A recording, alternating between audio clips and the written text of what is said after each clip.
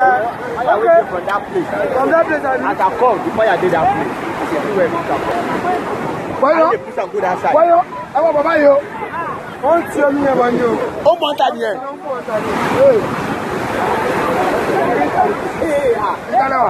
Itala don't buy. They don't want to see me. I know the video. No, I didn't.